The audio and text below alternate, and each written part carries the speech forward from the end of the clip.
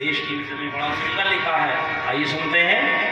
ओ दुनिया वालों, ओ दुनिया वालों, ये देश हमारा जग से न्यारा, आग तारा हम सबको प्राणों से प्यारा।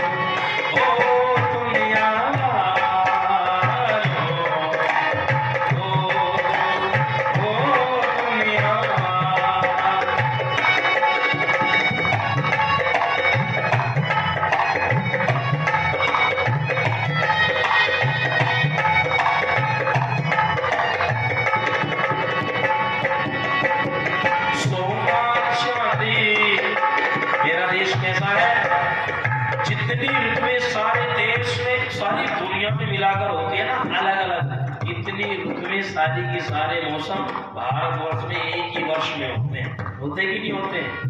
एक ही नहीं आता तो गिनो जरा।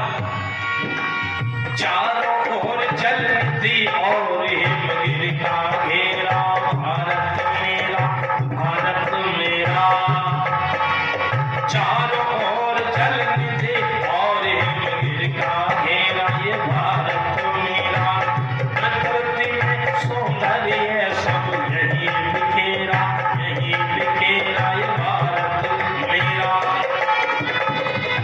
प्रिय पसंद है मनोरम, वर्षा शीशीर शीत और ग्रीष्म, एक वर्ष में तो शहर को मोटा मिल जाता सारा।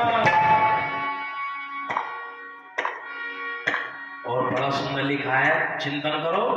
व्यास पतंजलि कपिल जैमिनी गौतम, जैमिनी गौतम, जैमिनी गौतम, जैमिनी गौतम, जैमिनी गौतम। व्यास पतंजलि कपिल जैमिनी गौतम, ऋषि दयानंद योगी कृष्ण श्री राम, पुरुषोत्तम राम, पुरुषोत्तम। उच्च कोटि के संत महात्मा, योद्धा वीर धीर धर्मात्मा, यहाँ पैदा हुए हो जिनका एक दिन सकल विश्व में चमका सितारा। चमका कि नहीं चमका? दुनिया में सबसे ज्यादा चक्रवर्ती सम्राट अगर कहीं हुए हैं दुनिया में, क्या अगर चक्रवर्ती सम्राट हुए तो भारत में ही हुए। अच्छा, बता सकता आप में से कोई अंतिम चक्रवर्ती सम्राट कौन थे? बहुत दिनों से सुनते आ रहे आप, और मेरे ख्याल से कितना 170वां है। कौन सा वार्षिकोत्सव? 116वां, खाली 70वां, 117। देखो कितने पुराना समय। तो बताओ, हमारे देश का या इस धरती का अंतिम चक्रवर्ती सम्राट कौन था? कोई बता सकता है? चलो कोई नहीं, अब तो नहीं बोलना, मैं बता दूंगा। उनका नाम था धर्मराज युधिष्ठिर। कौन थे? बोल तो दिया करो, थोड़े से ऐसे बैठ जाते हो आप जैसे भूख के मारे बिल्कुल दम निकला जा रहा है। भोजन भी है, सब चीजें हैं, जब कुछ पूछा जाए तो बोला करो जरूर, हमें लगे कि हमारी बात आपके हृदय तक पहुंच रही है। उनका नाम था धर्मराज युधिष्ठिर। चक्रवर्ती सम्राट कहते किसे हैं? चक्रवर्ती कहते हैं जिसका पूरी धरती पर शासन चलता है। कुछ लोग अपने अपने ढंग से परिभाषा करते हैं, लेकिन ऋषिदान लिखते हैं कौन थे? योगी आचार्य ऐसे लिखते हैं 11वें संकल्प में, लिखते हैं युधिष्ठिर महाराज अंतिम चक्रवर्ती सम्राट थे। पूरी धरती के देश जिनको कर दिया करते थे, उनके शासन में, वेद के शासन में चलते। ऐसा मेरा देश, ऐसा जहां पर सबसे ज्यादा योद्धा, बलवान, विद्वान, नीतिवान, चरित्रवान हुए हैं, तो वही ऋषिदान सत्याग्रह प्रकाश के 11वें संकल्प में लिखते हैं। कहते पारस पत्थर सुना जाता है। कौन सा? तो ऐसा होता है कि लोहे को छुआओ तो छूते ही लोहा क्या बन जाता है? सोना बन जाता है। स्वामी जी कहते हैं ये तो सब सुनी सुनाई मिथ्या बातें हैं, झूठी बातें हैं। ऐसा पत्थर न किसी ने देखा, न कभी प्रयोग। किंतु ये भारत ही वो पारस मणि है जिसको छूते ही दरिद्र से दरिद्र, निर्धन से निर्धन देश भी धनाढ्य हो गए। ताली बजाओ तो एक साथ बताया। अपना गौरवमयी इतिहास जब पढ़ोगे तो मन में स्वाभिमान जगेगा, स्वाभिमान जगेगा तो कुछ करने का भाव जगेगा।